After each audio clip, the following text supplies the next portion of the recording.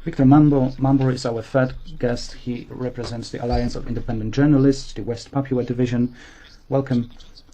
He is the head of the Papua Division of Alliance of Independent Journalists. He monitors the situation of independent media in Papua, and he's a journalist of Tabloid Jubi, an independent Papuan journal. Friends, welcome to the Manuscript Papua YouTube channel.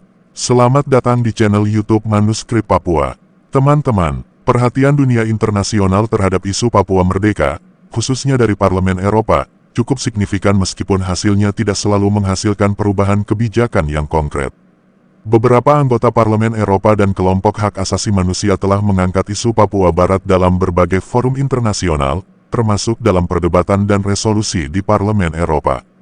Dalam beberapa tahun terakhir, Parlemen Eropa telah mengeluarkan resolusi yang menyerukan perhatian lebih besar terhadap pelanggaran hak asasi manusia di Papua Barat, termasuk masalah kebebasan berekspresi, pembatasan akses media, dan tindakan represif terhadap aktivis dan masyarakat Papua. Mereka juga mendorong Indonesia untuk lebih terbuka terhadap penyelidikan internasional mengenai situasi di Papua Barat. Namun, meskipun ada beberapa suara dari Parlemen Eropa yang mendukung hak rakyat Papua Barat untuk menentukan nasib mereka, dukungan terhadap kemerdekaan Papua Barat secara langsung tetap terbatas. Banyak negara di Eropa, dan Uni Eropa secara keseluruhan, lebih memilih untuk mendukung solusi yang lebih diplomatis dan berbicara mengenai penghormatan terhadap hak asasi manusia tanpa mendukung kemerdekaan formal Papua Barat. Selain itu, Indonesia juga memiliki hubungan diplomatik yang kuat dengan negara-negara Eropa, yang mempengaruhi sikap mereka terhadap isu ini. Meskipun ada perhatian terhadap situasi di Papua, kecenderungan umum di Parlemen Eropa adalah mendorong dialog antara Indonesia dan Papua Barat untuk mencapai solusi damai, bukan kemerdekaan langsung. Peluncuran Parlemen Internasional untuk Papua Barat di Parlemen Eropa menandai sebuah tonggak penting dalam gerakan kemerdekaan Papua Barat, membuka jalan bagi solidaritas internasional yang lebih besar dan meningkatkan tekanan terhadap Indonesia untuk menghormati hak asasi manusia di wilayah tersebut. Pada tanggal 26 Januari tahun 2010, sebuah langkah penting dalam perjuangan kemerdekaan Papua Barat terjadi di Parlemen Eropa, Brussels, Belgia, dengan peluncuran Parlemen Internasional untuk Papua Barat. Acara ini mengumpulkan tokoh-tokoh penting dari berbagai latar belakang yang mendukung hak rakyat Papua Barat untuk menentukan nasib mereka sendiri. Melinda Janki adalah seorang pengacara dan aktivis hak asasi manusia yang dikenal karena keterlibatannya dalam berbagai isu internasional, termasuk hak-hak rakyat pribumi dan penentuan nasib sendiri. Meskipun tidak begitu dikenal secara luas terkait dengan isu Papua Barat, Melinda Janki memberikan pandangannya mengenai Papua Barat dalam kapasitasnya sebagai seorang pendukung hak asasi manusia dan keadilan internasional. Melinda Janki secara khusus telah berbicara tentang hak-hak rakyat Papua Barat untuk menentukan nasib mereka sendiri. Dalam pandangannya, dia sering menekankan pentingnya mendengarkan suara masyarakat Papua dan memberikan perhatian terhadap pelanggaran hak asasi manusia yang terjadi di wilayah tersebut. Beberapa kali, dia menyoroti perlunya masyarakat internasional untuk lebih memperhatikan Papua Barat, termasuk pelanggaran hak asasi manusia yang terjadi selama lebih dari 5 dekade sejak Papua Barat bergabung dengan Indonesia. Janki mengajak dunia internasional untuk lebih terbuka dalam mendukung hak rakyat Papua Barat untuk menentukan masa depan mereka, termasuk melalui referendumnya sendiri. Ini berhubungan dengan prinsip dasar hukum internasional mengenai hak menentukan nasib sendiri bagi bangsa-bangsa yang terjajah atau ditindas. Secara keseluruhan, meskipun Melinda Janki mungkin tidak secara khusus terlibat dalam isu Papua Barat secara langsung seperti beberapa aktivis Papua lainnya, dia adalah salah satu suara yang mendukung hak-hak asasi manusia di wilayah tersebut dan mendesak masyarakat internasional untuk memberikan perhatian lebih terhadap isu tersebut. Disclaimer mengenai Melinda Janki tidak dikenal sebagai anggota Parlemen Internasional. Sebaliknya, dia lebih dikenal sebagai seorang pengacara dan aktivis hak asasi manusia yang bekerja untuk keadilan sosial dan hak-hak pribumi. Janki terlibat dalam advokasi untuk penentuan nasib sendiri, dengan fokus pada wilayah yang terlibat dalam perjuangan kemerdekaan atau hak-hak minoritas, termasuk Papua Barat. Saya dari channel YouTube Manuskrip Papua berharap teman-teman dapat memberi komentar dengan baik dan sopan, dan salam hormat dari saya YouTuber Manuskrip Papua. Manuskrip. 2, 1. Speak at this reception for the international parliamentarians for West Papua. Caroline, thank you for your sterling support Mr. Berman, thank you for your kind introduction and commitment. You know, lawyers like to talk for a long time, but I only have a few minutes. So I'm going to do two things. I will explain West Papua's status under international law, and then I will mention some implications for the EU and for you as parliamentarians. Today, West Papua is an Indonesian colony. That means that the West Papuan resources, which belong to the peoples of West Papua, are used and exploited by somebody else. Colonialism is illegal under international law. And West Papua has a legal right to be free. This is the most important point. West Papua has a legal right to independence. Not just a moral right, not just a political right, but it has a legal right. Why do I say that? The legal right to self-determination is guaranteed by the United Nations Charter. It's guaranteed under customary international law, and incidentally, in relation to West Papua, it was guaranteed in a treaty called the New York Agreement, which Indonesia signed with the Netherlands. Why do I say West Papua is a colony?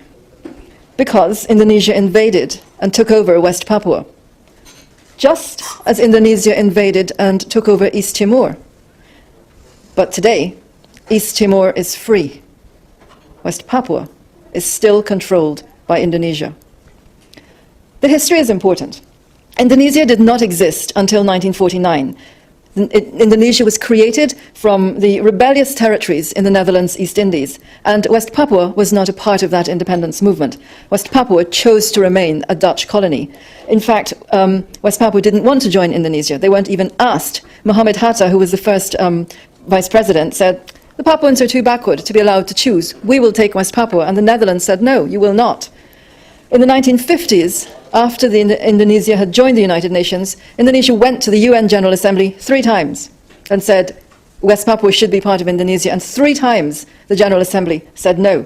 And in 1960, the UN General Assembly adopted something called the Declaration on the Granting of Independence to Colonial Countries and Peoples, and they recognized there that all colonial peoples have the right of self-determination.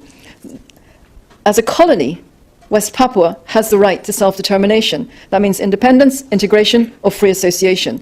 Actually, what West Papuans said they wanted was independence, and they had a legal right to independence. So the Dutch and the Papuans began to prepare West Papua for independence. In 1961, the West Papuans adopted a national anthem and also the national flag, the Morning Star. And they said, well, they called on the rest of the world to respect their right to freedom, their right to self-determination. Didn't work. In 1962, Indonesia tried to invade West Papua, and the Papuans and the Dutch defeated the Indonesians. That was the end of that attempt. But the United States supported Indonesia, and they pressured the Dutch into signing this agreement that I mentioned, a treaty called the New York Agreement. And that forced the Dutch to hand West Papua over to a United Nations temporary authority, who then handed it over to Indonesia. What did they hand over? They handed over administration. The Netherlands could not hand over sovereignty because sovereignty belongs to the Papuan people. The UN could not hand over sovereignty because sovereignty rests with the Papuan people. The Indonesians could not acquire sovereignty because it was with the Papuan people. Remember, colonial administration is all we are talking about. So West Papua was not part of Indonesia yet, and Indonesia recognized that West Papua had a right to self-determination. The New York Agreement said, Indonesia, you must hold an act of self-determination. And this was done, apparently, in 1969.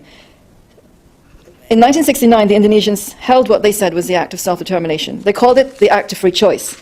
West Papuans call it the act of no choice. Why? In 1969, there were 1 million Papuans. Self-determination means a free choice based on universal adult suffrage. Indonesia chose 1,022 Papuans, stuck them in rooms in 8 different locations, and forced them to say they wanted to be part of Indonesia. Literally forced them. In some cases, tribal chiefs left their families behind in the care of the government. In other places, the generals said, we will shoot anyone who does not agree with us. There was no vote. This is completely illegal. The act of free choice was a sham. It was a fake. It cannot give legal standing to Indonesia's presence in West Papua. It does not legalize Indonesian control of West Papua. So Indonesia's presence in West Papua remains colonial and illegal. And as I said, West Papua has a legal right to be free and independent. This is not a separatist movement. Sometimes it's characterized as a separatist movement. Sometimes it's described as secession. It is not. This is a right to self-determination held by colonial peoples. They are under illegal alien rule. What does this mean for the EU? The European Union is founded on the rule of law. So, if we believe in the rule of law, then EU policy should be consistent with international law. I'm not sure it is at the moment. The Indonesia-European Community Strategy Paper for 2007 to 2013 treats West Papua as a separatist conflict like Aceh, like the Moluccas. This isn't correct. Aceh and the Moluccas were part of Indonesia from the very beginning in 1949. They are legally part of Indonesia, even though they don't like it. West Papua was annexed and colonized 20 years later. EU policy should recognize this difference and recognize the different legal basis for West Papua within Indonesia. It should recognize that this is an illegal colonial situation and perhaps be directed to ending what is an illegal situation. How? Caroline has already given us some of the answers. The first step is to let the Papuans exercise their right to self-determination. The indigenous Papuans should have a free vote in a referendum under UN supervision. Secondly, the EU should no longer support autonomy. Autonomy is not self-determination, and it is futile to support it now. It's contrary to West Papua's legal right to self-determination. The only way to have peace in West Papua is to help the Papuans free themselves from alien rule. Thirdly, under international law, where the right to self-determination has been violated, a state is not supposed to recognize the illegal situation or give aid to the wrongdoer. That suggests that Indonesia should not support, that the European Union should not support Indonesia's presence in West Papua. That might mean reviewing current EU policy towards Indonesia and, if necessary, changing that policy to make it consistent with international law. The basis of international law is the preservation of peace. That's why we have international law. The European Union, you, are the only directly elected body in the European Union, this Parliament. We ask you, as parliamentarians, to uphold the rule of law for West Papua. Friends, before continuing, please support, like and comment on this video, and don't forget to subscribe to this YouTube channel. God bless us all.